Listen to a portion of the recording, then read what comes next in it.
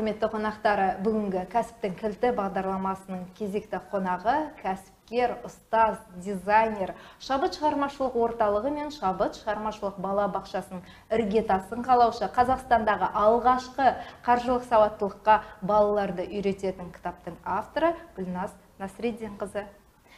Қош келдіңіз, Гүлназ ханым. Қош көрдік. Айдар атауы кәсіптің кілті болғандықтан, біз бүгін сіздің кәсіптік мансабыңыздың құпиясын ашып, кілтін алуға тырысамыз. Тіпті осы біздің арнамызды қарап, YouTube арнасын қарап, мен де қашан бизнес-леди болам екен деп арманда отырған қыз келіншектерге тіпті лайфхактар мен инсайттар беруге тырысамыз. Шынайы жауап беруге дайынсыз ғой? Әрине, шешінген судан тайынбас демекші. Шегінерге жол жоқ. Тамаша, керемет. Онда алғашқы сұрағымыз. Сонымен қарапайым келін, аяулы жар, үлгілі ана қашан және не себепті бұралаңы мен соқпағы көп кәсіптің жолын таңдады? Жалпы Қазақстанда әйелдердің жалдамалы 8 сағаттық жұмыстан кәсіпке ауысуына не себеп деп ойлайсыз?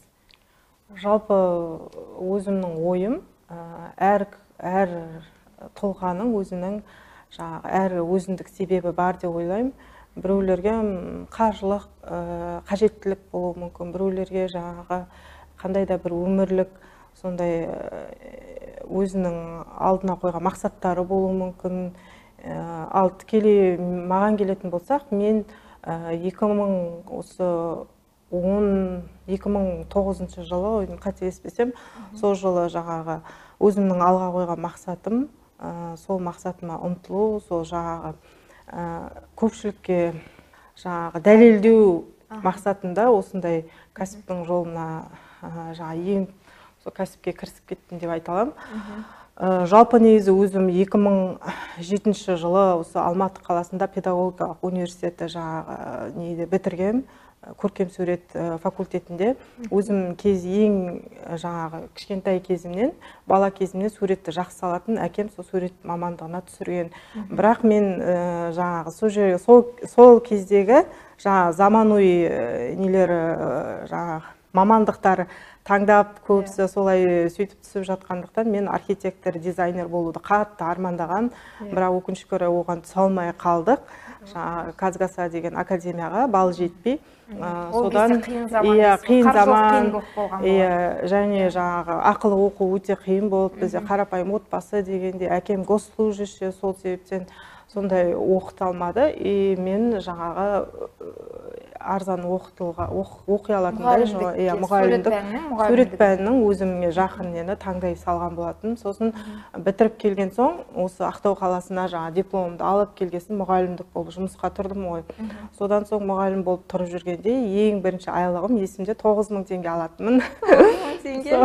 Ол нешінші жылдары? 2007 жылдары. 2007 жылдары, Ол кезде менің бір жағынан түрткі болған менің ортам деп те айта аламын. Себебі менің сол Алматы қаласында біз оқып жүргенде дос қыздарым болды. Өзіміз сол жақта танысып, енді Ақтау қаласынан деп жерлес, бәріміз бірігіп сөйлесіп, сөйтіп жүретінбіз, оқуға бірге барып, бітірген соң барымыз осында бірге келдік. Содан соң олар оның барлығы иностранный, иньязда оқыды, казахский, американский неде оқыды. Көп басым бөлігі сол жылдары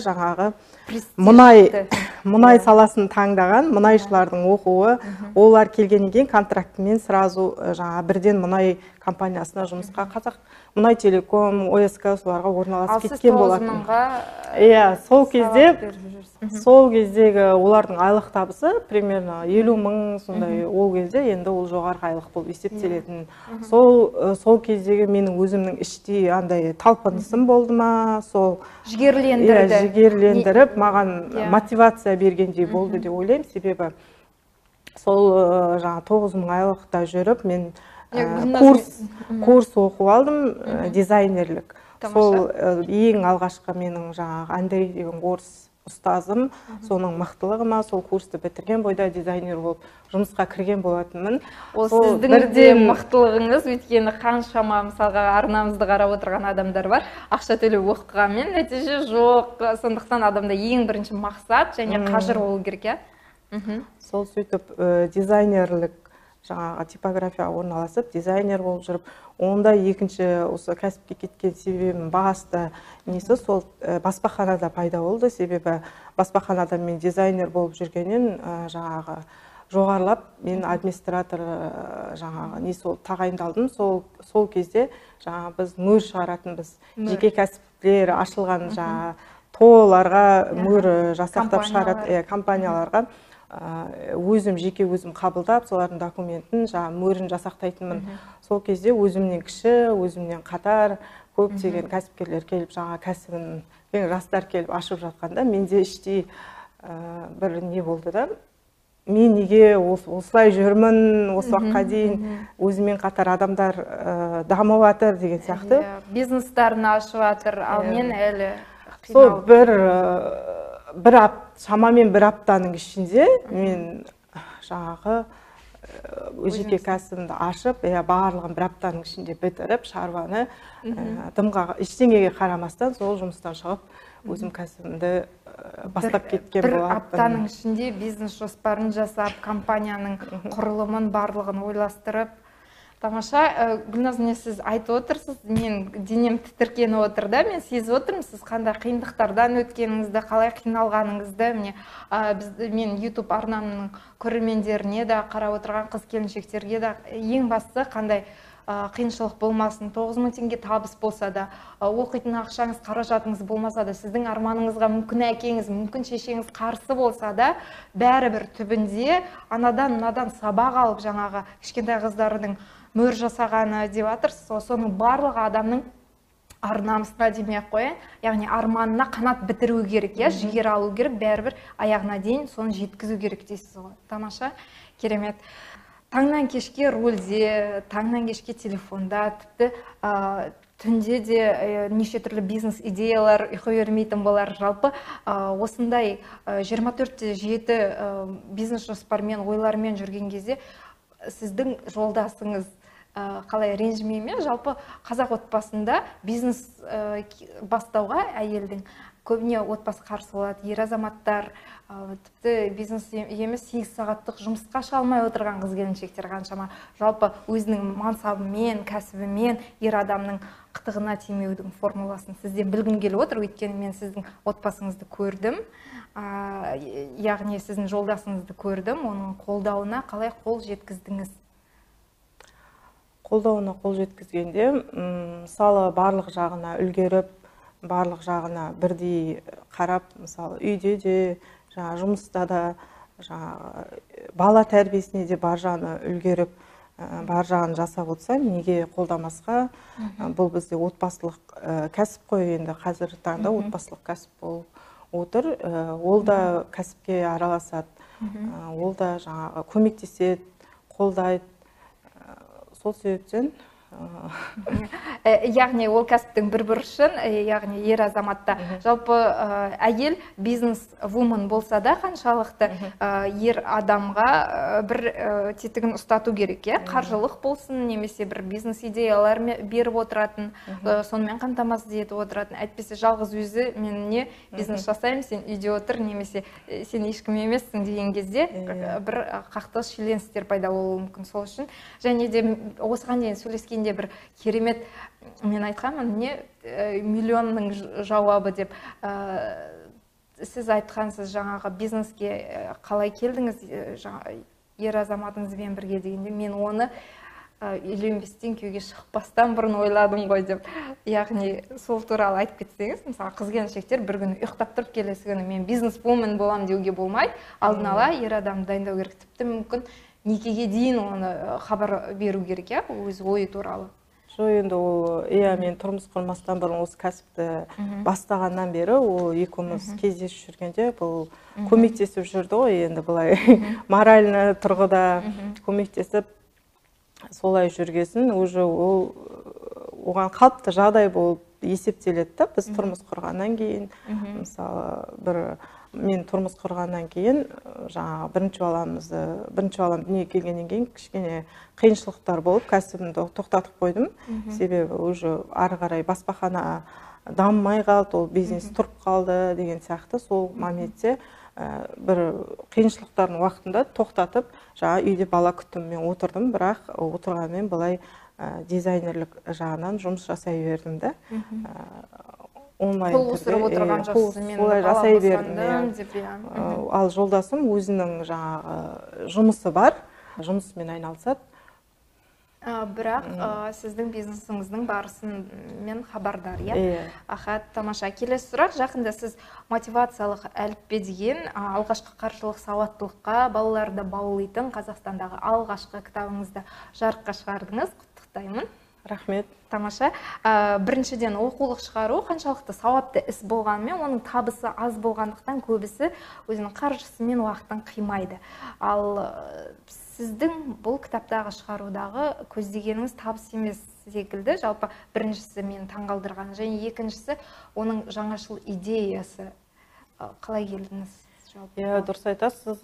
Жалпы бұл жобаны ойлап жасағанда біз ең бастысы ақша мақсат көздеген емеспіз, себебі мен осы бизнес жолында жүргенде жаңа даму мақсатында бір курсқа жазылып, сол бизнес тренингті оқып, сол жерде жаңағы ұстазымыз бар ғой, бизнес тренер, соның жаңағы қолдауымен, соның тапсырмасымен осы жоба дүниеге келді.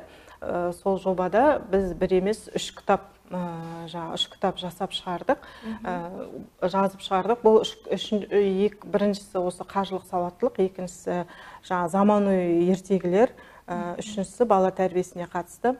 Қаржылық сауаттылыққа айта кететін болсақ, бұл жалпы негізгі шет мемлекетте, Америкада, Россияда жалпы дамыған, жақсы дамыған, бізден ертерек дамыған 3 жаста балдардан бастап оқулықтар көп екен. Мен өзім зерттеп қараған. Қаржылық сауаттылыққа баулитын оқулықтар, ақшаның құндылығын түсіндіретін, үнемдеуді түсіндіретін, сондай кітаптар шетелде бар. Сол осы кітаптарды көре отырып, осыны зерттей отырып, бізге ой туды, неге осы біз өзіміздің Қазақстанның балдарын ерте жастан не себепті қаржылық сауаттылыққа дамытпасқа, неге біз елу елдің қатарына дамыған қалай кіреміз, егер біздің жаңағы ұрпағымыз өсіп келе жатырған, артымызда жалғастыратын ұрпақтарымыз осындай сауатсыз болса қаржылық жағынан, сол себептен осындай әліппе біріншіден сол жағынан ойға келді. Соны жасап, үлкен жоба қылып біз жазып, осыны жарыққа шығардық.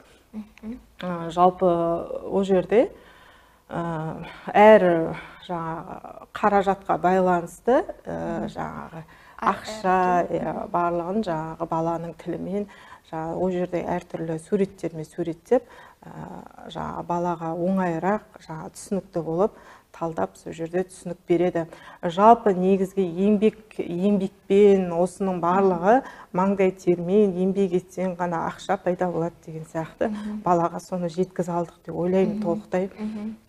Ал екінші кітабыңыз жаңағы ертегілер дедіңіз? Иә, ертегілер өте қызық болды. Қазіргі жаңағы заманауи ертегілер дейміз ғой. Бұрынғы заманда біздің жаңағы миымызда қалыптасып қалған нәрсе, ол бізге дейін біздің ата-анамыз, олардың ата-анасы да ата бабамыздан келе жатырған бұрынғы заманда сол байларды жаман қылып, Қожа Насыр Алдар Көселерді жақсы қылып көрсеткені, енді ол бұрын сөйтіп біреудің бұрынғы заманда ойлап қалып қойған нәрсе деп ойлаймын. Енді оны өзі заман өзгере келе, оның бәрін өзгеріс енгізу керек, себебі балаларға түсіндіру керек.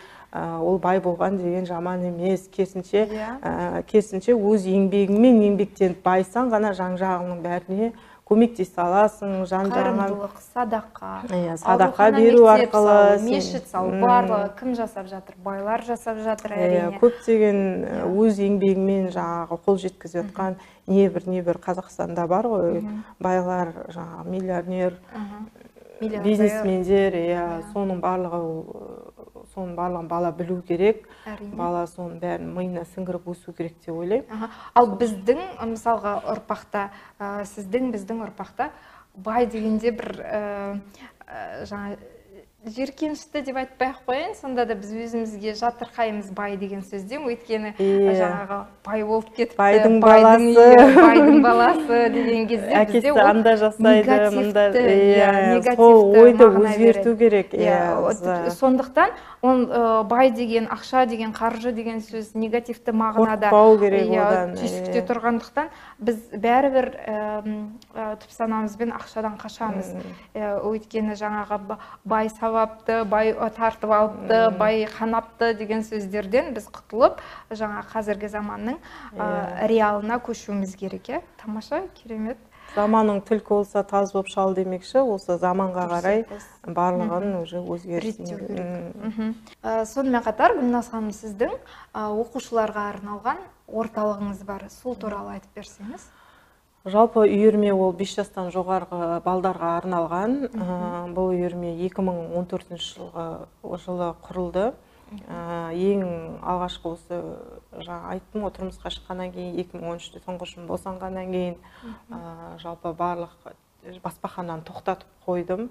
Содан соң бір нәрсе жасау керек, ой түйін келді. Мен өзім неге дизайнерлік курсым, сурет үйірмесін неге ашпасқа деп, сол кезде үлкен ересек балдарға дизайнерлік курс, кішкентай мектеп оқушыларына сурет үйірмесін, және де оқуға баратын абитуриенттерді дайындайтын сондай бір орталық ойлап, соны жүзеге асырған болатынмын.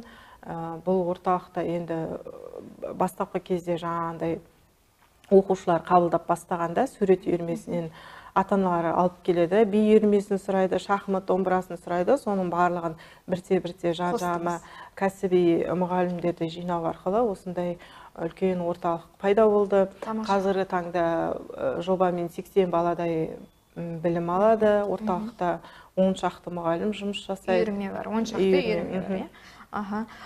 Тамаша, басында сонда бір ғана дизайнерлік курстан, дизайнерлік үйірмеден басталған орталық, қазір 10 үйірме, 80 оқушы. Тамаша, сіз сонымен қатар 11 айдан 5 жасқа дейінгі балаларды қабылдайтын шығармашылық балабақшаның директорысыз. Орталықтан қалай оған өттіңіз, жалпы не түрткі болды? Жалпы осы былтыр жаңағы пандемия басталған уақытта барлығын жауып тастады ғой, ешкім жұмысқа шықпады, балалар келмеді, барлығы онлайнға көшті. Бізге өте ауыр болды. Бұл өте бір отбасымызға соққы болып тиді деп айта аламын. Сол кезде астымызда өзіміздің 7 жылдан бері жиналған, 7 жылдан соң алған пәтеріміз болды. 16 шағын ауданда тұрғын үйде. Сол пәтерді жаңағы сатып, мен осы бір кездейсоқ естіп қалдым, балабақшаны сатып жатыр. Ол кезде ішінде бір 10, шатаспасам 15 шақты бала болды ішінде. Сол баласымен көзді жұмып осы пәтерді сатып алған болатын. Тұрып жатқан үйіңізді сатып, 10 ғана бала тәрбиеленіп жатқан балабақшаны сатып алдыңыз. Иә. Бұл мемлекеттік бағдарламамен жұмыс жасайды. Балапан бағдарламасымен 3 жасқа толған балдар мемлекеттің қолдауымен аламыз. Қазіргі таңда 120-ға барды бала саны, 21 ішінде қызметкер жұмыс жасайды. Шығармашылық балабақша алып, осы биыл 1 жыл толып отыр. Тамаша, керемет. Сонда 1 жыл, яғни 365 күннің ішінде тоқыраудағы бизнесті, өзіңіздің басыңыздағы пәтерді сатып жіберіп, сатып алып, 10 есе келушілердің саны 10 есеге өсіріп отырсыз. Керемет, тамаша жетістік. Әрине, әрі қарай да сізге сәттілік тілейміз осы балабақшаның жетілуіне. Жалпы қазіргі сіз балабақшада балалармен де жұмыс жасайсыз, ата-аналармен де тілдесесіз. Қазіргі замандағы балалар мен ата-аналардың қарым-қатынасын 10 балдық шкаламен есептегенде неше деп баға берер едіңіз? Бала мен ата-ананың қарым-қатынасына? Жалпы 5 деп берер едім. Өйткені қазіргі заманнан ба, адамнан ба, жалпы негізгі ата-ананың мүлдем баламен шұғылдануға уақыты жоқ. Себебі ата-ана, жас ата-ана болса да, бізде жалпы сұраныстың тапшылығынан біз осы сұраныс иесі болғандықтан 11 айдан бастап қабылдадық қой. Әйел адамдар көбінесе жаңағы 11 айдан болса да осы бірге толмай жаңағы балабақша баласын беріп жұмысқа шығуға мәжбүр болады. Ол 6-тан кейін үйіне келеді, кешкі ас дайындайды, баламен мүлдем уақыт болмайды. Жаңағы 6-шы демалыс күндері той садақасы бар дегендей.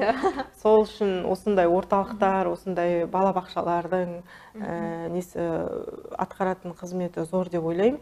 Септігі тиеді, себебі бала ол жерде дамиды, бала ашылады, бала жан-жақты сөйлейді, ненің не екенін біледі, таниды. Өте көптеген танымдық сабақтар болады. Айтпақшы, сіздің балабақшаңызда тек қана олардың тамақтанып ұйықтауы емес, сонымен қатар үйірмелер бар, яғни 11 айдан бастап 5 жасқа дейін қабылдайды, және оларда қателеспесем 5 әлде одан да көп үйірме, карате, 7 қосымша сабақ балабақшаның бағдарламасынан бөлек. Орыс тіл пәні, ағылшын, логопед дейміз, 3 жастан жоғары балдар тілдері дамымай жатса, логопед сонымен айналысып, өзінің тілдік массаждарын жасап, балаға тез сөйлетудің амалын жасайды. Келесі би үйірмесі, қыздарға хореография, балдарға карате, сосын вокал дейміз, кәсіби вокал. Бізде жалпы енді шығармашылық болғандықтан біз есепті концерт беруге тырысамыз, баланы сахнаға шығаруға тырысамыз. Бала сахнаға шыққан сайын ол өнері дами береді. Өнері дамыған сайын бала қызығушылық пайда болады. Тамаша. Ал жақында бір сіздің балабақшаңыздың сторисынан көріп қалдым, андай кереметсіз бір ата-ана жазыпты, менің балам әлі жүрмейді, берсем болады ма деп. Сонда сіздер не деп жауап берген едіңіздер? Шабан атты бәйгатқа қосты, ұялғаннан шауып кетеді демекші. Әрине ол балалардың ортасына түскесін, ол бала өзінің жасымен бірдей қатарлас балалардың қасында. Мысалы, бала әлі жүрмеген болса, ол қатарлас балалары жүріп жүрсе, оған қарап ол еліктейді. Неге менде бұлай жасамасқа дегенде өзінің іштей талпыныс пайда болады, іштей жігері, құлшыныс пайда болады. Сол себептен ол бала қасықстай алмайтын бала, одан қорықпау керек. Балалар гаджеттерге тәуелді ме, әлде ата-аналар гаджеттерге тәуелді ме? Жалпы мен байқағаным, сіздің балаңыз 3-ші сыныпта оқиды, 8 жаста. Оның планшет түгіл, кнопкалы телефоны жоқ, мен таңғалдырған. Ерасыл жалпы өзінің бос уақытын немен толтырады, немен айналысады бос уақытында? Оған қалай қол жеттіңіз? 8-дегі балаға планшет түгіл, кнопкалы телефон ұстатпайды екенсіз, яғни ол сұрамайды да, менің байқағаным. Жалпы балалардан бұрын ата-аналар тәуелді десем қателеспеймін, себебі бала не көреді, соны жасайды. Күнделікті картина, ата-ана телефонға тәуелді болса, әрине бала қызығады. Оны бізде тіптен осы балабақшада қызметкерлерге біз телефон ұстатпаймыз. Бізге жұмысқа келген қызметкерлер таңғалады, әкімшілікте жұмыс жасағандай телефон тапсырамыз, кешке аламыз деп. Бұл енді ең бірінші мәселе, бұл бала үшін, балаға зиян, ол бала оны көріп қызығады. Әрине ол ата-ана үйге келгеннен кейін, таңнан кешке дейін телефонмен жататын болса, бала соны. Мысалы, мен өзім қанша шаршап жұмыстан келсем де, мен тырысам телефонды ұстамай жатпауға да, ең құрғанда жаңағы дәрістерді ашып, блокнотты ашып, жұмыс жасап жатқан кейіп танытам. Соны көріп отырған бала әрине олай жасамайды. Яғни қаламмен қағаз алып, әйтеуір бірдеңе шимайлап отырасыз, телефон көрсетпей. Яғни сабақтан келген анасын көретін, бастапқы жаңағы 10 минут болсын, 2 сағат болсын, сол бос уақытта ол өзінің анасын сондай кейіпте телефонмен емес, қағазбен, қаламмен жаттап қалу керек. Сол кезде ол да сол істі қайталайды. Түсінікті, бұл да бір өте пайдалы инсайт болды деп ойлаймын. Ал жаңағы айтқаныңыз үлкен балама келетін болсақ, ол әрине ол мен айттым, түсіндірдім телефонның зияндығын, себебі менің айтқаным оған былай қонымды болмағанмен, бір күні оның жаңағы гимназия мектебінде оқиды. Соның мұғалімі сабақ ретінде сол гаджеттің зиян туралы түсіндірген. Шынар деген апай бар. Бір күні үйге сабақтан келген соң осылай жаңағы телефонға мүлдем жоламаймын деп өзімен уәде беріп, сол зиянын жаңағы апайының түсіндіргені оның миына кәдімгі әсер етіп, мүлдем осы телефоннан бас тартты. Өздігімен осыдан бері телефон ұстамайды. Жаңағы сол себептен мен ойлаймын, сол жаңағы бір жақты жұмысыңыз, екі жақта, мектептен де, үйден де. Мұғалім де түсіндіріп, ол баланың алдында әрине мұғалімнің өзі телефон шұқып отыратын болса, ол болмайды. Түсінікті. Жалпы ол Шынар апайдың методикасы, әдісі тек Ерасылға емес, сіздің балаңызға емес, жалпы барлық 17 миллион қазақстандыққа кедергі етпесе, өте қажетті. Оны Шынар апайды деп тауып алу керек екен. Сонымен, Гүлназ, мен сізге бір фото көрсеткім келіп отыр. Мынандай фото. Мынау жалпы кәсіп жолына түскен әйелдің жолы және ер адамдардың жолы. Осыған комментарий берсеңіз, осындай кедергілерден, барьерлерден сіз қалай өттіңіз, қалай шештіңіз, стартқа қалай, финишке қалай жеттіңіз? Жалпы әйелдің 40 жаны бар деп бекер айтпаса керек. Әйелге жаратылысы солай ғой, солай жаратып қойған Алла тағала, ол әйел болғасын барына шыдайды. Әуелден туа біткен әйелдің өзінің қасиеті, бала шағаны да ойлап тұрады, жұмыс болса жұмысты да ойлап тұрады. Мен жұмысқа беріліп, бала шағасын тыс қалдырып өйтіп жүрген кездестірмеппін. Енді әйел адамдарды қатар алып жүруге, мен айналамда бәрі қатар алып жүруге тырысады деп ойлаймын. Ер адамдар не, олар тұздың адамы ғой. Сондықтан оларға жеңілдірек кәсіпте. Ал әйел адам қанша бизнес-вумен болса да, үйдің шаруасын қатар алуға міндетті. Немесе үйретушісін жалдау керек дейсіз ғой. Кәсіпкерлікпен айналысатын әйелге қажетті ең басты қасиет қандай? Жауапкершілік, ең басты. Өз ісіне деген жауапкершілік, және өзінің жаңағы есеп беру керек, өзінің күнделікті есті адамдардың қатарында болғың келсе, аптасына немесе күніне бір рет өзіңе есеп бер демекші. Жасап жатқан ісіңе, осы барлық жаңағы табысыңа барына есеп беру арқылы және жауапкершілікті мойнына алу арқылы, және де жаңағы тәуекелге бел болу керек деп ойлаймын. Яғни тәуекелшіл болу керек, Тамаша. Осыдан 10 жыл бұрынғы Гүлназға қандай кеңес берер едіңіз? Сіздің сол 10 жылда бұрынғы периодыңызды қазір бастан кешіріп жатқан көрермендер бар. Сол кезде олар нені ескеру керек? Жалпы 10 жыл бұрын жобамен 2011 жылғы кәсіпті енді бастап жатқан кезім. Мен көбірек даму жағынан мән берер едім, білім жағынан. Жалпы негізі кештен ештен кеш жақсы демекші. Мен кеш қалып барып оқып жатсам да, осы бизнес туралы, маркетинг саласы, осы барлық білімді, жаңағы ақшаның барлығын білімге құйып жатырмын қазіргі таңда. Сол 10 жыл бұрын, мысалы, ағылшынды дамытар едім.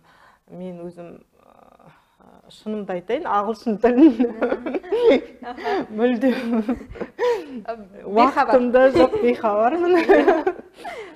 Сол себептен сондай өз өзіңді дамытуға салар едім осы 10 жыл бұрын.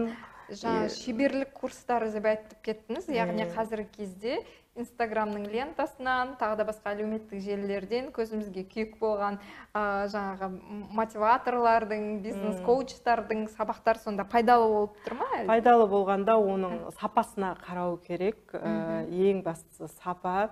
Жаңағы сапасы өзінің жаңағы бағасы айтып тұрады, бағасына байланысты сапалысын таңдаса, әрине аянбай ақшаны оған құю керек, даму керек, білу керек. Себебі көп осы бизнестегілердің қателесетіні, мысалы өзімде бухгалтер боламын, өзімде жаңағы кадр боламын, өзім офис менеджер, өзім администратор. Екке мен басын ұстап суға кетеді. Иә, олай болмайды, себебі әр істің өзінің кәсіби маманы болу керек деп ойлаймын. Себебі мен қанша бухгалтерлікті оқысам да, мен 10 жылдық стажы бар бухгалтер бола алмаймын. Мен қанша SMM мамамды оқысам да, 2019-да оқып бітірдім SMM мамам. Бірақ бірден сол салаға айналысып кетпегендіктен, ол жылдан жылға жаңа информация, даже вот Инстаграм мен Фейсбуктың өзінен бір қателеспесем ай сайын жаңадан дүние шығып отырады да, соның бәрін жаңа инструменттер, жаңа фишкалар, соның барлығы жаңадан заңы өзгереді, соның барлығын обновление жасап тұрады демекші.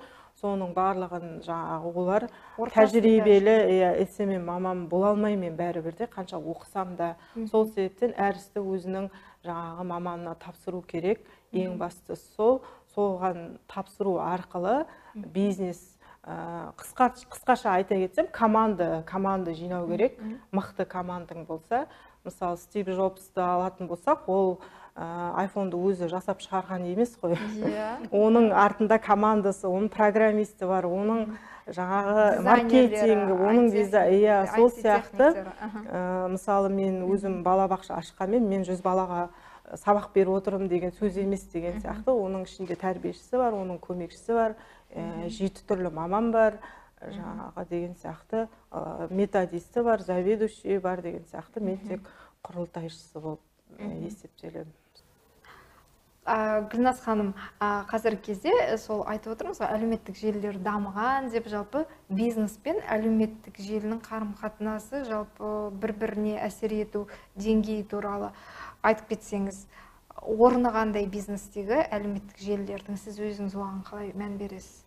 Енді әлеуметтік желіде міндетті түрде онан қалыс қалуға болмайды, себебі қазіргі дамыған заманда 21-ші ғасыр дейміз, сол цифрлық Қазақстан болып жатыр қой, барлық нәрсе. Даже мысалы кеше біз жаңа қалалық білім бөлімінен семинарға бардық. Сол семинарда білім кетіс деген осы сайт ашылып, бүткіл тәрбиешілердің интерактивный тақтамен бүткіл жаңағы бұрынғыдай принтерден қағаз шығарып отыру заман уже біткен. Барлық информация тақтада болады, тақтадан көрсетеді, сол жаққа жүктейді. Бүткіл Қазақстанның жаңағы балабақшасын тәрбиешілер, бір сөзбен айтқанда цифрлық Қазақстан болғандықтан, именно әлеуметтік желіде ол міндетті түрде ол бизнесті соған шығару керек, онсыз болмайды деп ойлаймын. Себебі Инстаграм арқылы барлығымыз қазір жай ғана бір жерге баратын болып бір нәрсені іздесек, сол Инстаграм желісіне жүгінеміз. Мен өзім солай да. Бұрынғыдай Google несін ашу, браузерді ашу, ол ұзақ уақыт алады. Сол себептен солай орны үлкен не деп ойлаймын. Яғни балабақшаның да, сіздің орталығыңыздың да өзінің парақшалары бар, және оны өз мамандары өзінің мамандары жүргізеді, SMM мамандары. Мен тек бақылап қарап отырамын. 5 жылдан кейінгі Гүлназды қалай елестетесіз? 5 жылдан кейінгі жалпы елестететін болсам, кем дегенде табысым, бизнестегі табысым 100 миллион. 100 миллион доллар. Жоқ дегенде... Жоқ дегенде айтпай қойыңыз, бар олай 100 миллион, әрі қарай тағы қандай арман мақсат? Жалпы өзім Алматы қаласынан таудың етегінен үй алғым келеді деген сияқты, соңғы үлгідегі көлік. Айта берсең көп қой, ал бизнес жағына келетін болсақ, бүткіл осы тек Ақтау қаласында емес, республика, Қазақстан Республикасы бойынша барлық облыста франшиза дейді ғой, франшиза дегеніміз жаңағы бренд қалыптастырып, сол бренд полный компанияны упаковать етіп, сол брендті басқа тұтынушыларға сату. Сол жағы жоспарлануда. Балабақшаның әлде орталықтың қайсы? екеуі жалпы бірге қатар жүреді. Қызығушылық танытқандар болса, хабарласыңыздар, комментарий жазыңыздар, контакт берем. Тамаша. Яғни франшиза ашып, барлық 14 облыста өзіңіздің филиалдарыңызды жүргізуге. Әрине шығармашылық балабақша. Кітап мәселесі де сол тек Қазақстанға емес, басқа мына көрші мемлекеттерге, Өзбекстан, Қырғызстандарға аударыммен шығып, осы қаржылық сауаттылық әлі шықпаған мемлекеттерге осы нарыққа шығу деп алға қойған мақсаттар осы болып отыр. Тамаша. Әрине сәттілік тілейміз, армандарыңыз орындалсын, және жас бизнес ледилерге берер кеңесіңіз. Жас бизнес ледиларда көбіне қандай қателіктер байқайсыз? Өзіңіз тәжірибелі бизнес-вумен ретінде.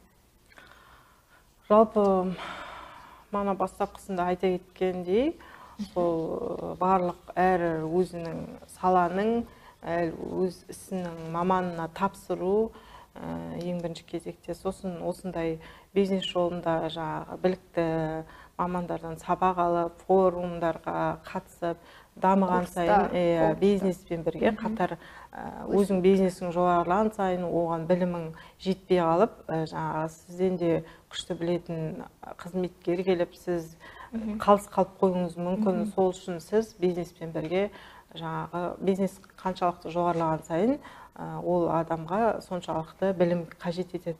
Сол себептен білімді тоқтатпау керек.